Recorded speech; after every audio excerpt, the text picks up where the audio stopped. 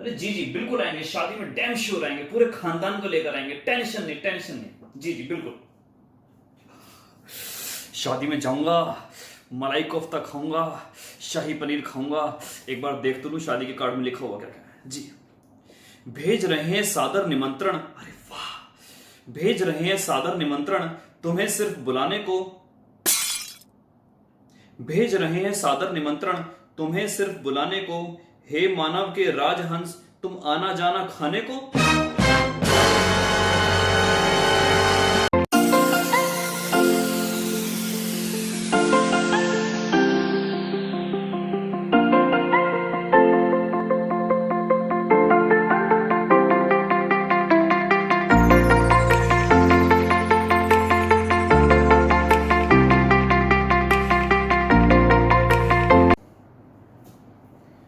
Good morning India, कैसे हो बच्चों। Welcome back to your beautiful से channel with your handsome teacher जिसका नाम है फिजिक्स बाय राहुल बंसल। करते हैं स्टार्ट आज का टॉपिक। जैसा कि आपको पता है आपका चल रहा है चैप्टर नंबर 3 करंट इलेक्ट्रिसिटी। हमने लास्ट क्लास में पढ़ा था ड्रिफ्ट वेलोसिटी तक। आज के हमारे कुछ टॉपिक्स हैं।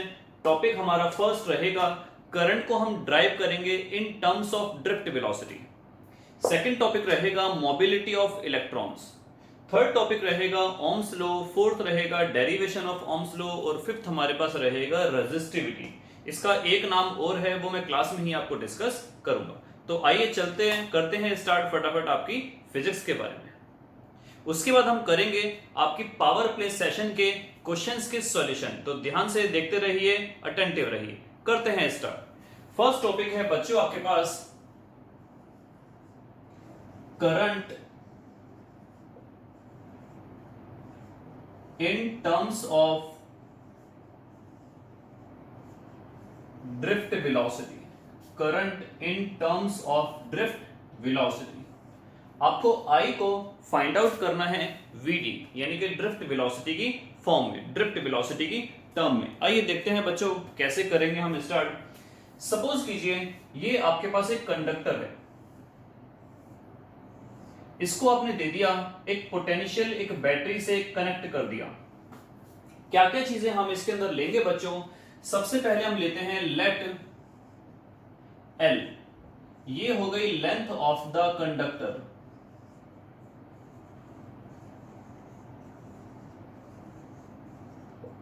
ए आपके पास हो गया एरिया ऑफ क्रॉस सेक्शन।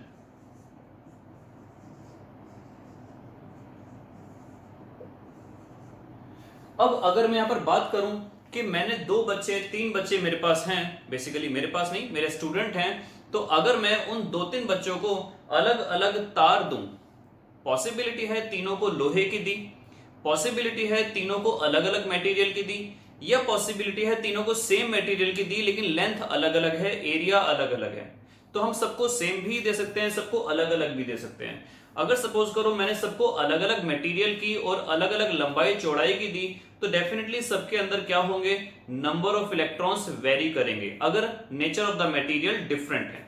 आप लोग जानते हो कॉपर के अंदर, आयरन के अंदर, सबके अंदर number of electrons, even number of free electrons भी वेरी करते हैं। तो इसका मतलब क्या हुआ कि अगर मैं यहां पर बात करूं कि तीनों को मैंने तार दी, तो पॉसिबिलिटी है कि उसके अंदर नंबर ऑफ इलेक्ट्रॉन्स अलग अलग हो। तो हम यहां पर क्या करेंगे, नंबर ऑफ इलेक्ट्रॉन्स हमारे लिए इसीलिए वेरिएबल है, तो हम नंबर ऑफ इलेक्ट्रॉन्स ना यूज करके हम यूज करेंगे number of electrons per unit volume. Number of electrons per unit volume, इसको हम बोलते हैं नंबर डेंसिटी या इलेक्ट्रॉन डेंसिटी, और वो रहता है आपके पास कांस्टेंट। आपको बच्चों मैंने पहले भी बताया है कि अगर मेरे पास 2 कमरे हैं, दोनों कमरे साइज में अलग अलग हैं, दोनों के अंदर एटमॉस्फेयर या कहा जाए मॉलिक्यूल्स जो है हमारे एटमॉस्फेयर के, उनके मास अलग अलग होगा, वॉल्यूम छोटा बड़ा साइज होने की वजह से अलग अलग होगा, लेकिन क्या चीज कांस्टेंट निकल के आएगी, सही पहचाने हो, वो निकल के आएगी हमारे पास डेंसिटी। तो यहां पर भी आप उस चीज को लेकर चलेंगे जो हमारी कांस्टेंट होगी। तो हम कोशिश करते हैं मोस्ट ऑफ द चीजें हमारे पास फॉर्मूले के अंदर कांस्टेंट चीजें आ जाएं। तो करते हैं स्टार्ट। हम यहां पर नंबर ऑफ इलेक्ट्रॉन्स ना यूज करके छोटा n यूज करेंगे और इसको हम बोलते हैं नंबर डेंसिटी।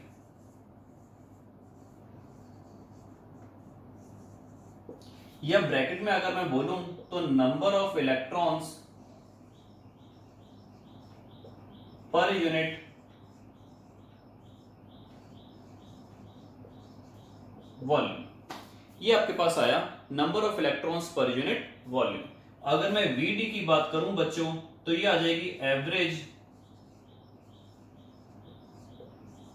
Drift velocity.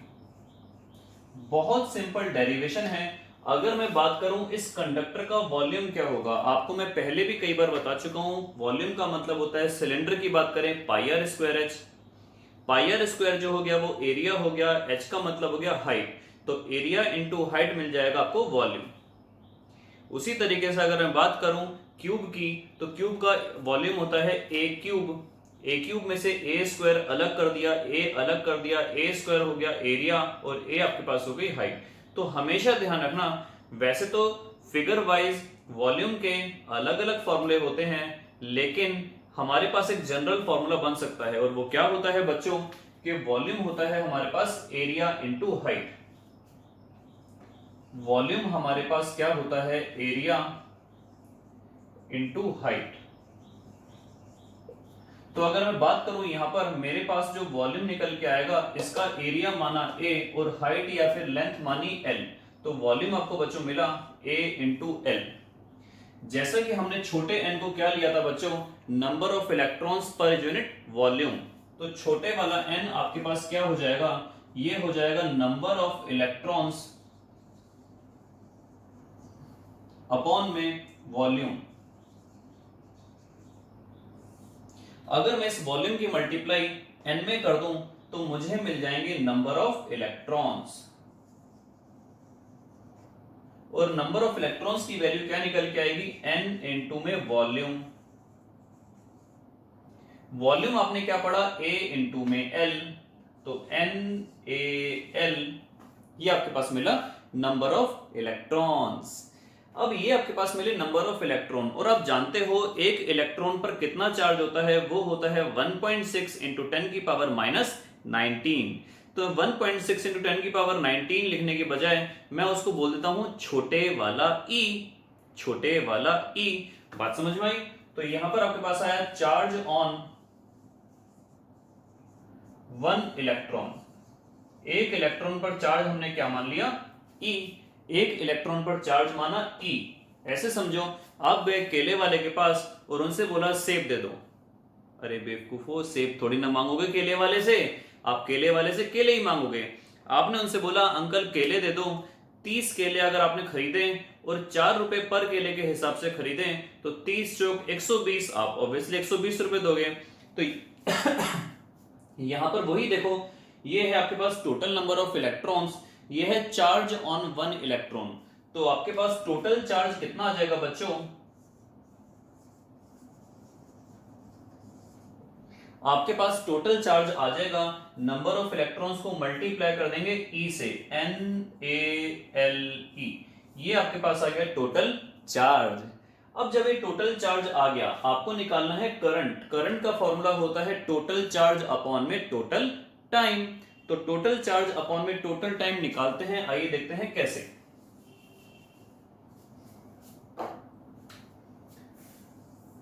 आपको निकालना है I equals to charge upon में टाइम।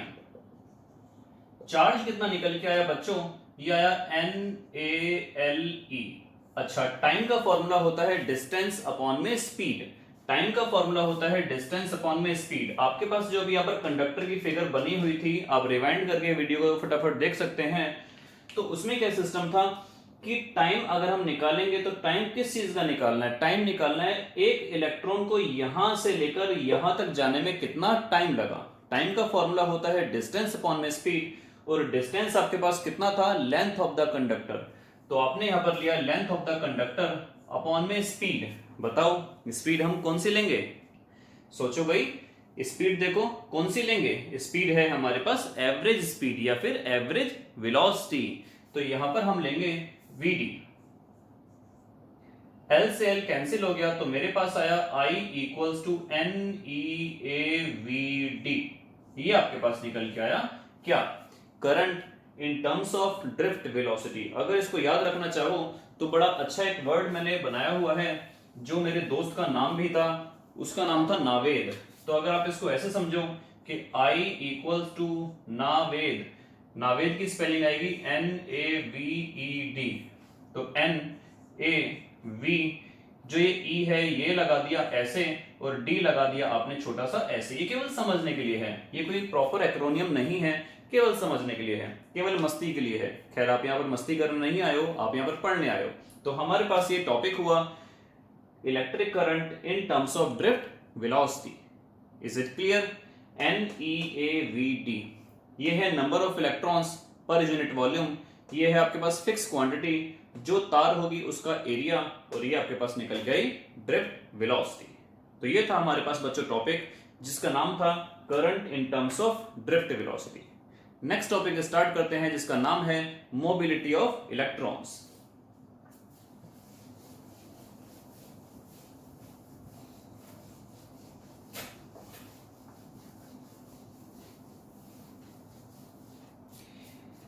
नेक्स्ट टॉपिक है बच्चों मोबिलिटी ऑफ इलेक्ट्रॉन्स। बहुत सिंपल, बहुत सरल, बहुत सुशील, बहुत सज्जन और बड़ा आसान सा टॉपिक है। नाम है मोबिलिटी ऑफ इलेक्ट्रॉन्स। पहले इसकी डेफिनेशन देखते हैं, फिर आपको समझ में आएगा एग्जैक्टली ये है क्या। Mobility of electrons, it is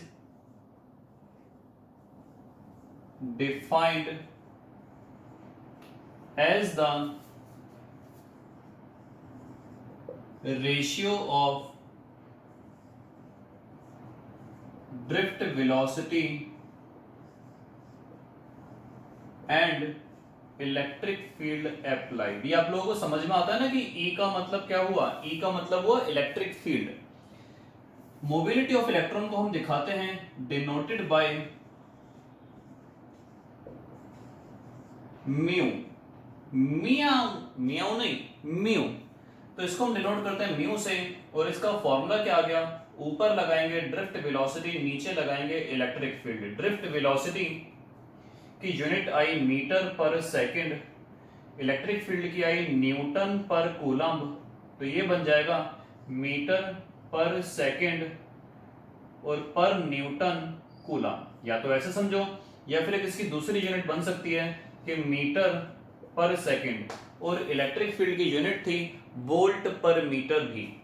तो ये मिली आपको वोल्ट पर मीटर, तो ये बन जाएगा मीटर स्क्वायर पर सेकंड और पर वोल्ट। ऐसे भी जो भी आप समझना चाहो, बाकी इसके बारे में कुछ ज्यादा डिस्कस करते नहीं है, कभी एग्जाम में आता नहीं है, लेकिन आपको मोबिलिटी ऑफ इलेक्ट्रॉन्स जरूर पता होना चाहिए।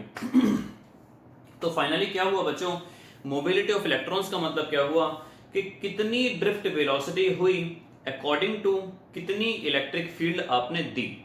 ये जरूरी नहीं है कि इलेक्ट्रिक फील्ड अगर हम इंक्रीज करेंगे तो मोबिलिटी भी इंक्रीज हो जाएगी। ये डिपेंड करते हैं उसके अंदर कितने इलेक्ट्रॉन्स हैं, कितने इलेक्ट्रॉन्स हैं। अगर इलेक्ट्रॉन्स की डेंसिटी ज्यादा है तो अलग सिस्टम बनेगा, इलेक्ट्रॉन्स की डेंसिटी कम है तो अलग सिस्टम बनेगा। आगे आगे हम पढ़ेंगे ओम्स लॉ के बारे में और जानेंगे कि टेम्परेचर के अकॉर्डिंग ओम्स लॉ वेरी करता है। आप लोगों ने 10th क्लास के अंदर भी ओम्स लॉ पढ़ा था, लेकिन वहां पर ओम्स लॉ के अंदर आपने कुछ एक डेफिनेशन पढ़ी थी, एक वर्ड पढ़ा था, आपको मैं बताऊंगा। यहां पर उस वर्ड के बारे में ज्यादा ब्रीफ में आप लोग अब समझने वाले हैं।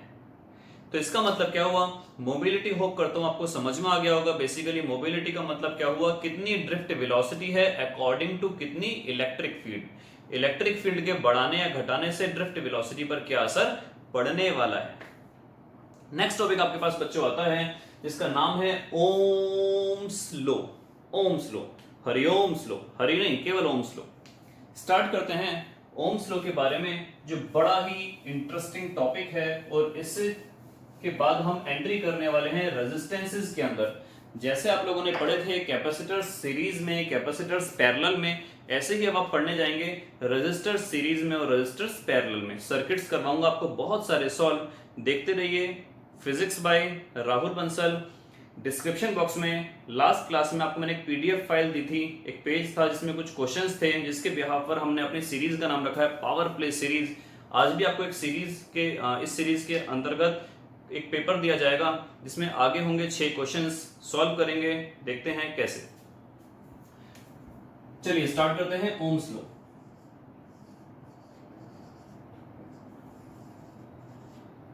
ओम्स लॉ बच्चों, ओम्स लॉ ये कहता है सीधा सीधा, ये अगर एक कंडक्टर है, आपने पोटेंशियल दिया तो इसके अंदर करंट फ्लो होने लगा। आपने पोटेंशियल दिया तो करंट फ्लो होने लगा। ऐसे मान के चलो, अगर मेरे अंदर ज्यादा पोटेंशियल है या मेरे और आपके पोटेंशियल में जितना ज्यादा डिफरेंस रहेगा, नॉलेज उतनी तेजी से ट्रांसफर होगी। ऐसे मान के चलो, अगर एक टंकी के अंदर पानी है 100 लीटर और एक टंकी के अंदर पानी है 99 लीटर, दोनों के दोनों सेम हॉरिजॉन्टल सरफेस पर हैं, तो 100 वाली से 99 में जो जाएगा वो बड़े ही स्लो रेट पर जाएगा।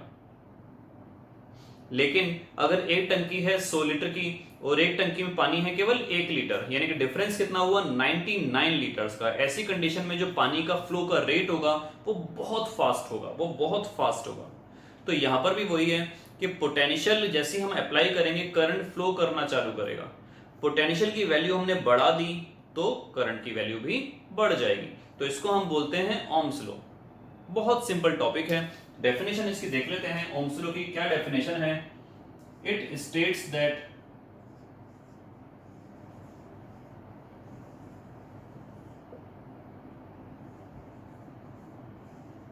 applied potential difference is directly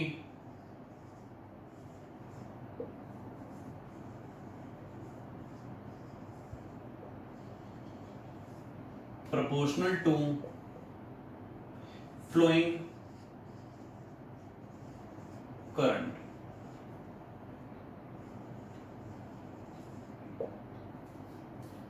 when temperature remains constant। तो ये कह क्या रहा है कि जितना मैंने पोटेंशियल दिया वो डायरेक्टली प्रोपोर्शनल होगा करंट के। जो हमने पोटेंशियल दिया बच्चों वो डायरेक्टली किसके प्रोपोर्शनल होगा? सही पहचाने हो, वो डायरेक्टली प्रोपोर्शनल होगा, सही पकड़े हो, वो डायरेक्टली प्रोपोर्शनल होगा करंट के। तो जैसे जैसे हम पोटेंशियल बढ़ाते रहेंगे वैसे वैसे हमारा करंट भी बढ़ता चला जाएगा। अब आपको पता है फिजिक्स के अंदर, ये किसी भी चीज के अंदर, हम न्यूमेरिकल्स को जब तक सॉल्व नहीं कर सकते जब तक कि हमारे पास ये प्रोपोर्शनलिटी का साइन नहीं हट जाता। तो इस प्रोपोर्शनलिटी के साइन को हटाने के लिए हमने यहाँ पर एक कांस्टेंट लगाया और उस कांस्टेंट का नाम दिया आर।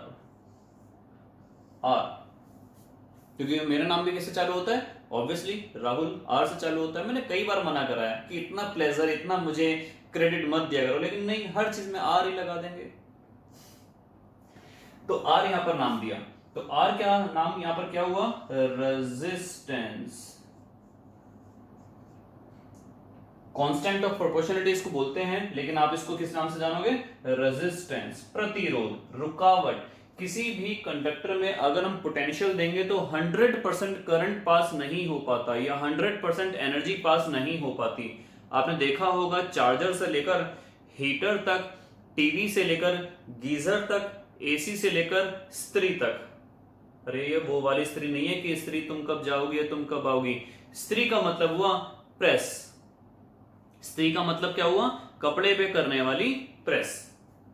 हर चीज, कुछ चीजें तो ऐसी हैं हमने स्पेशली बनाई हुई हैं, डिजाइन करी हैं कि वो ज्यादा गर्म हो तभी तो हमारा काम करेगी। जैसे कि गीजर हो गया, जैसे कि प्रेस हो गई, जैसे कि टोस्टर हो गया। लेकिन कुछ चीजें ऐसी हैं जिसके अंदर हमारे लिए कोई रिक्वायरमेंट नहीं है हीट की। इवन अगर आप अपना फोन भी चार्ज करोगे तो वो चार्जर या फोन भी लिटिल बिट गर्म हो जाता है, जो हमारे लिए वेस्टेज ऑफ एनर्जी है। और वो गर्मी किसकी वजह से पैदा हुई? सही पकड़े हो, वो गर्मी पैदा हुई है रेजिस्टेंस की वजह से। सपोज करो मैं अपने हजारों बच्चों को हर साल पढ़ाता हूं अपने सेम एफर्ट के साथ। किसी को ऐसा तो नहीं कान में ले जाकर कुछ खास विशेष बातें पढ़ाता हूं, सबको इक्वली पढ़ाता हूं, लेकिन सबके मार्क्स अलग अलग आते हैं। किसी के मार्क्स 40 भी आते हैं, किसी के मार्क्स 99 भी आते हैं। सबके मार्क्स वेरी करते हैं। क्यों? क्योंकि सबका एक इंटरनल सिस्टम है। सबका सेल्फ स्टडी अलग है, सबके समझने की क्षमता अलग है। तो सेम सिस्टम यहां पर समझो, रेजिस्टेंस एक ऐसी प्रॉपर्टी है जो ये दर्शाती है कि कितना करंट फ्लो करेगा। किसी में ज्यादा करंट फ्लो करता है, किसी में कम। अगर मैं इसको करंट से टच करा दूं तो इसमें करंट फ्लो नहीं करेगा। रीजन यही है, इसकी रेजिस्टेंस बहुत ज्यादा है, रुकावट बहुत ज्यादा है। और अगर बात करें चांदी के तार के टुकड़े की, तो उसकी रेजिस्टेंस बहुत कम है, उसमें आराम से करंट फ्लो कर जाएगा। इसकी यूनिट होती है बच्चों ओम। इसको दिखाते हैं ऐसे, in regard of ohms law. तो V equals to R I. अगर मैं यहां पर निकालना चाहूं, मेरे टीचर थे तो वो बताया करते थे इस तरीके से, बड़ा अच्छा फॉर्मूला वो बताया करते थे। वीर, ये सलमान खान की फिल्म का नाम नहीं है, वो VEER थी, ये VIR। अगर आपको V निकालना है तो I और R की मल्टीप्लाई कर दो, जैसे कि यहां पर हो रही है। I निकालना है तो V को R से डिवाइड कर दो, और R निकालना है तो V को I से डिवाइड कर दो। बड़ा सिंपल सा है, कोई ज्यादा इसमें इनोवेशन वाली बात नहीं है, आप भी ये कर सकते हो। तो कहने का मतलब है, अगर मुझे R की वैल्यू फाइंड आउट करनी है तो ये V अपॉन में I करके निकल आएगा। ये आपको मैंने स्पेशली क्यों बताया है, क्योंकि आगे हम पढ़ने वाले हैं इससे एक रिलेटेड ग्राफ। देखते हैं उस ग्राफ में क्या है।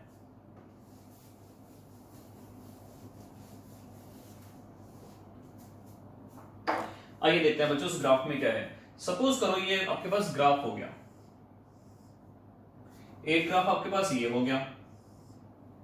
अगर मैं यहां पर V दूं और यहां पर I दूं, दूसरे ग्राफ में यहां पर V दूं और यहां पर I दूं, और ये ग्राफ ऐसे गया, ये वाला ग्राफ भी ऐसे गया। सपोज करो आपको बोला है यहां पर 30 डिग्री और यहां पर बोला है आपको 45 डिग्री, या यहां पर भी 30 डिग्री ले लो। आपको बोला गया है कि इसके अंदर भी रेजिस्टेंस बतानी है और इसके अंदर भी रेजिस्टेंस बतानी है। तो आप लोग ध्यान से देखो, आपको मैंने अभी अभी क्या बताया कि R की वैल्यू क्या होती है, V बाय I। R की वैल्यू क्या होती है, V बाय I। आप R की वैल्यू डेल्टा V अपॉन में डेल्टा I भी बोल सकते हो, जैसे जैसे चेंज आएगा वैसा वैसा चेंज होता चला जाएगा। अब यहां पर ध्यान से देखो कि अगर मैं बात करूं इस वाले ग्राफ के अंदर, तो डेल्टा V, या सिंपली अगर हम V की बात भी करें, V क्या बन रहा है, अगर मैं यहां पर एक ट्रायंगल कंप्लीट कर दूं बच्चों ऐसे, जितना V ये होगा उतना ही V ये होगा, तो इसकी वैल्यू भी V आ गई। थीटा के सामने वाला परपेंडिकुलर होता है, 90 के सामने वाला हाइपोटेन्यूस होता है, बचा हुआ साइड बेस होती है। तो V क्या हुई हमारे पास, परपेंडिकुलर, और I क्या हुई हमारे पास, बेस। तो परपेंडिकुलर अपॉन बेस क्या बना, tan थीटा। लेकिन परपेंडिकुलर अपॉन बेस तो V बाय I है, तो इसका मतलब tan थीटा किसके बराबर आ गया, ये आ गया R के बराबर। तो अगर इस केस में मैं रेजिस्टेंस निकालना चाहूं, तो इस केस में रेजिस्टेंस की वैल्यू कितनी आएगी, tan थीटा। थीटा की वैल्यू आपको दे दी गई है 30 डिग्री, तो R की वैल्यू कितनी होगी, tan 30, और tan 30 की वैल्यू होती है 1/√3। उसी तरीके से आगे चलते हैं। अगर इस वाले केस में बात करी जाए, अगर मैं ये ट्रायंगल कंप्लीट करूं ऐसे, ये 90 का हो गया, थीटा के सामने वाला परपेंडिकुलर है, यहां पर इस बार परपेंडिकुलर है I, परपेंडिकुलर हो गया I, और बेस हो गया आपके पास V। आपको चाहिए V बाय I, तो V बाय I का मतलब क्या हो गया, बेस अपॉन में परपेंडिकुलर, और बेस अपॉन में परपेंडिकुलर होता है बच्चों cot थीटा। तो यहां पर इस बार हम निकालेंगे cot थीटा की वैल्यू, और थीटा कितना है 30 डिग्री, तो cot 30 जो आपके पास निकल के आएगा वो होगी रेजिस्टेंस की वैल्यू, और ये वाली निकल के आई आपके पास √3, √3। तो आप ध्यान रखेंगे कि अगर आपके पास जो ग्राफ है वो V वर्सेस I है, रेजिस्टेंस निकालने के लिए बोला गया है, तो आप डेफिनेटली किसकी निकालोगे रेजिस्टेंस, आप निकालोगे जो रेजिस्टेंस वो निकालोगे tan थीटा से, और इस वाले केस में आप लोग निकालोगे cot थीटा से। भैया बात समझ में आ रही है कुछ, तालियां बजा दो एक बार, शाबाश, धन्यवाद। ये था हमारे पास रेजिस्टेंस का टॉपिक। स्टार्ट करते हैं नेक्स्ट टॉपिक जो है derivation of Ohm's law.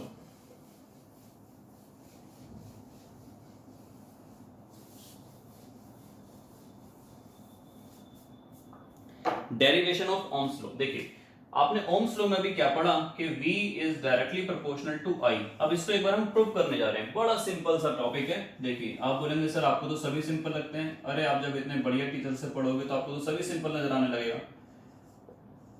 Derivation of Ohm's law. कहां से स्टार्ट करते हैं? हम स्टार्ट करते हैं यहां से। आपके पास था I बराबर नावेग यानी कि NAVDE। और याद करो पिछली क्लास में आपको बताया गया था, मैं आपको ऊपर आई बटन पर दे दूंगा लिंक, आप चेक कर लेना। आई का आपके पास ड्रिफ्ट वेलोसिटी का जो फॉर्मूला था, आपके पास जो ड्रिफ्ट वेलोसिटी का फॉर्मूला था वो था ड्रिफ्ट वेलोसिटी E टॉ बाय m। ये था आपके पास ड्रिफ्ट वेलोसिटी का फॉर्मूला। तो आपने जब यहां पर बच्चों मल्टीप्लाई करा n a e की e में करी e स्क्वायर, ये आ गया आपके पास टॉ, ये आ गया m। e आपको को याद होगा अगर E बराबर था माइनस dv अपॉन में dr, आपको मैं पहले भी बता चुका हूं माइनस तो केवल ये शो करता है कि जिस डायरेक्शन में इलेक्ट्रिक फील्ड लाइंस हैं उस डायरेक्शन में अगर हम जाएंगे तो पोटेंशियल हमारा घटता चला जाएगा। ये आपके पास चेंज है, ये आपके पास चेंज है। अगर आप इसको चेंज की फॉर्म में ना लिखना चाहो तो v बाय r लिख सकते हो। और यहां पर हम बात करें कंडक्टर की लेंथ की, तो कंडक्टर की लेंथ को हम किससे शो करेंगे? L से। तो हमने लिख दिया E बराबर V अपॉन में L।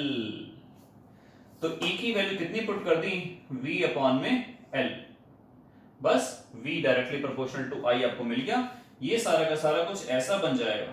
I साथ में बचा ML अपॉन में NE स्क्वायर A, साथ में बचा टॉ।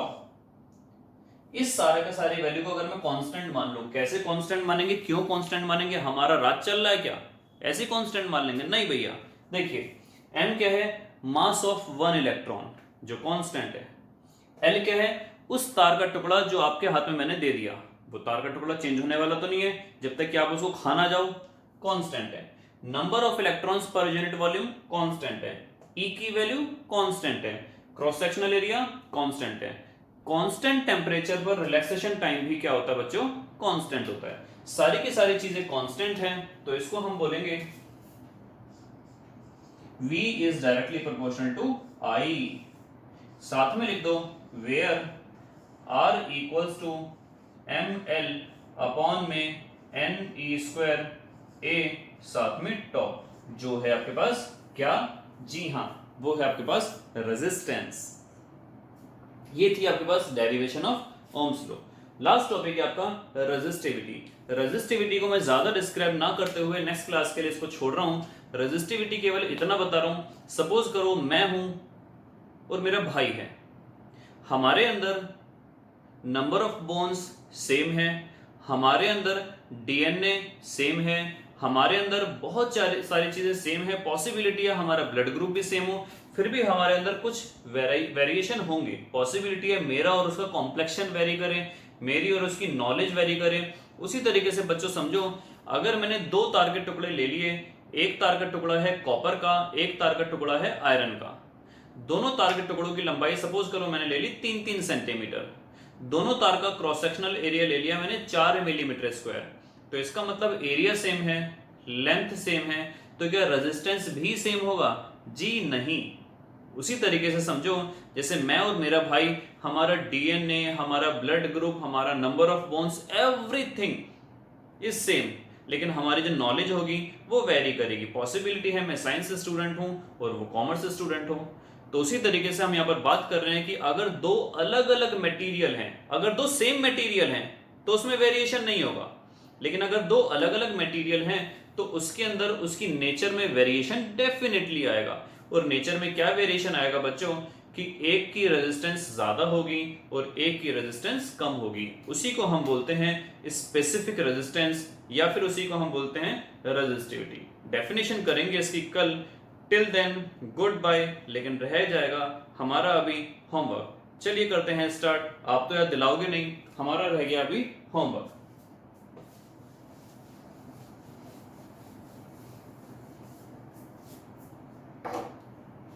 ये आपके पास क्वेश्चन पेपर था, तो इसका फर्स्ट क्वेश्चन मेरे पास था, why is electric current a scalar quantity. देखो बच्चों, वैसे तो इलेक्ट्रिक करंट स्केलर क्वांटिटी होती ही नहीं है।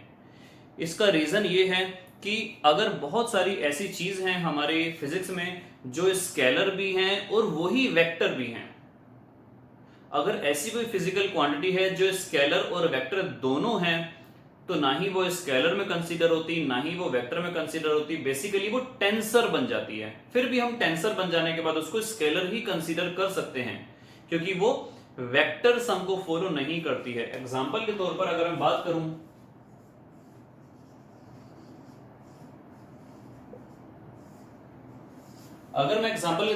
करूं, कि ये मेरे पास सपोज करो इस डायरेक्शन में करंट जा रहा है और यहां पर मैंने एक तार का और ऐंठा लगा दिया, ये हो गई 2 एम्पियर और यहां से आ रहा था 3 एम्पियर, एंगल बना बीच में 90 डिग्री का। तो क्या ऐसा होगा कि यहां पर जब फॉलो करोगे वो a² + b² + 2ab cos theta?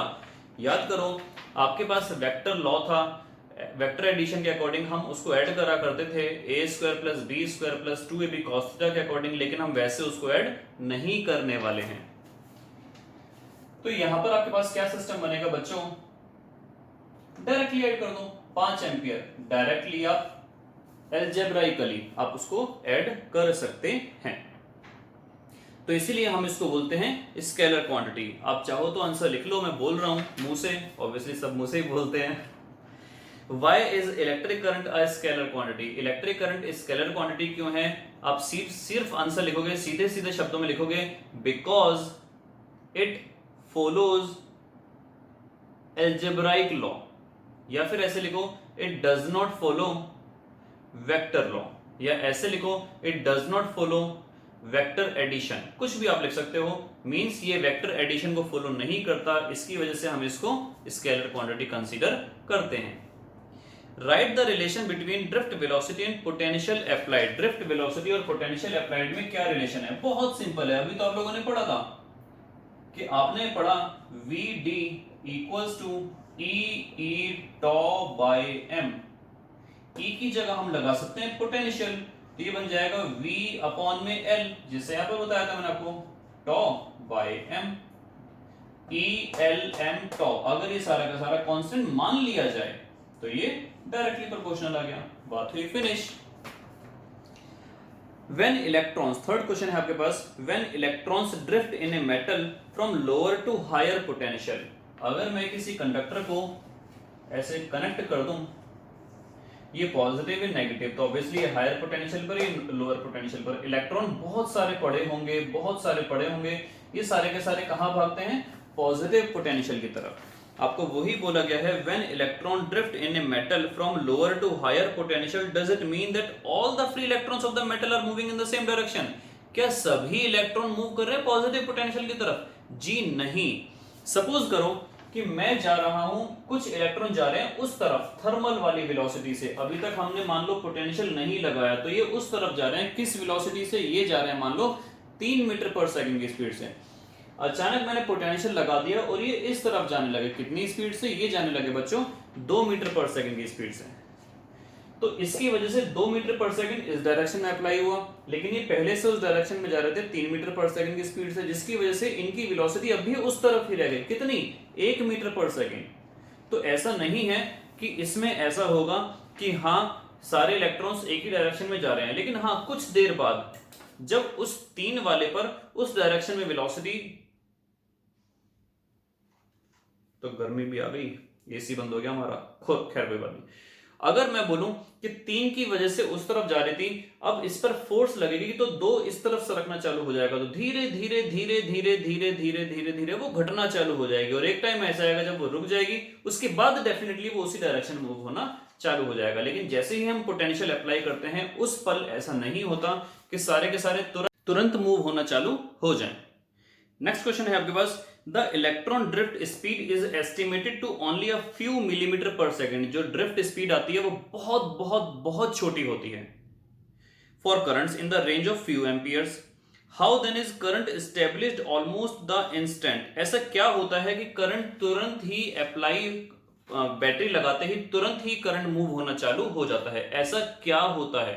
तो देखिए बच्चों बात समझो, इलेक्ट्रॉन का हम ये नहीं कह रहे कि जैसे ही करंट फ्लो करेगा तो अकेला एक ही इलेक्ट्रॉन है वो ही यहां पर भागेगा, ना ना ना ना ना, ऐसा नहीं है।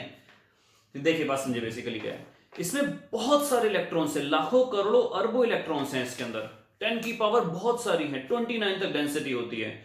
तो इसमें ऐसा नहीं है कि एक ही इलेक्ट्रॉन होगा। अरे वाह, लाइट आ गई, थैंक यू। ऐसा नहीं है कि एक इलेक्ट्रॉन है और वो ही भागेगा अपनी धीरे धीरे कछुए वाली चाल से। इसमें बहुत सारे लाखों करोड़ों अरबों इलेक्ट्रॉन्स हैं। तो बेसिकली क्या है, इलेक्ट्रॉन ड्रिफ्ट हर कोने पर होता है, हर कोने पर इलेक्ट्रॉन ड्रिफ्ट होता है। जैसे आपने पढ़ा था कि साउंड को ये मार्कर अगर मैं सामने वाले बच्चे तक देना चाहूं तो एक तरीका यह है कि मैं यहीं से डायरेक्टली हिट कर दूं, एक यह है कि यहां से मैं जाऊं और उसको देकर आऊं, या एक तरीका यह है कि यहां पर बहुत सारे लोग बिठा दिए जाएं और वो पास ऑन करते रहें।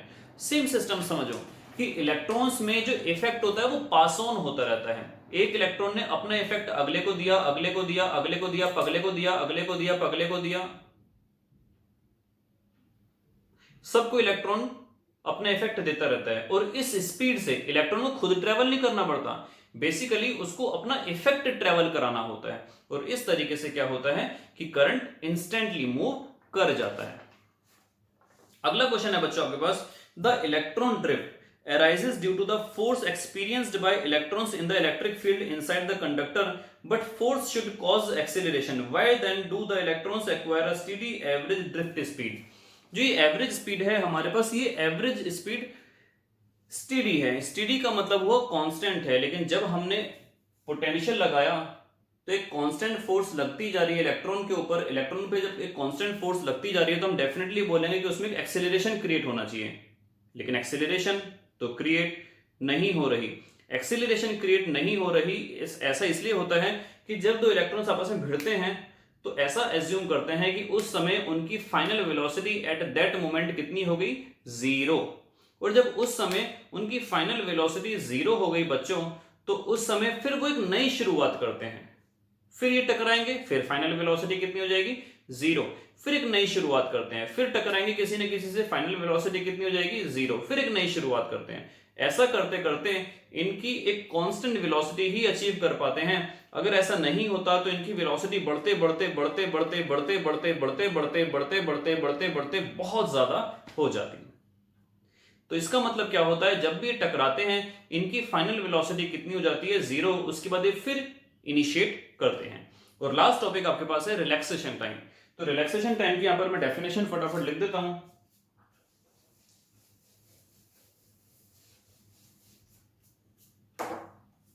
Relaxation time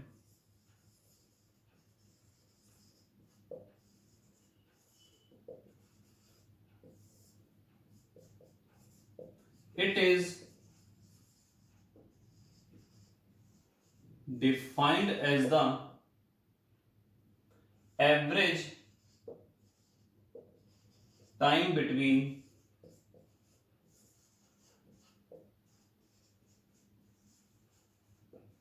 two successive collisions when an external electric field is applied on a conductor। कि जब भी देखो, सारे इलेक्ट्रॉन्स तो ऐसे नहीं होते कि वो बराबर बराबर डिस्टेंस पर हो। किसी को आपस में टकराने में 2 सेकंड लगते होंगे, क्या पता किसी को 2 मिली सेकंड लगते होंगे।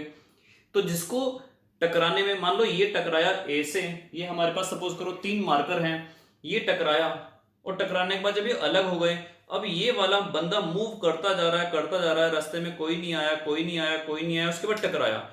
तो ए और बी को टकराने के बाद जब बी सी से टकराया तो कितनी देर के लिए खाली रहा। फिर से समझो, ए ये है, ये बी हुआ, ये सी हुआ। जब ए बी से टकराया तो बी उसके बाद ए से अलग हो गया और कितनी देर तक खाली रहा सी से टकराने के तक, तो वो कहलाता है रिलैक्सेशन टाइम। कितनी देर तक वो रिलैक्स रहा। 2 लगातार क्रमशः जो टकराने हुए, जो कोलिजन्स हुआ उनके बीच में, टकराने बड़ा अच्छा वर्ड है हमारा, टकराने, तो जो 2 बार टकराने के बीच में वो खाली टाइम रहा तो वो कहलाता है आपके पास relaxation time. Is it clear? आशा करता हूं आज की क्लास आपको समझ आई होगी।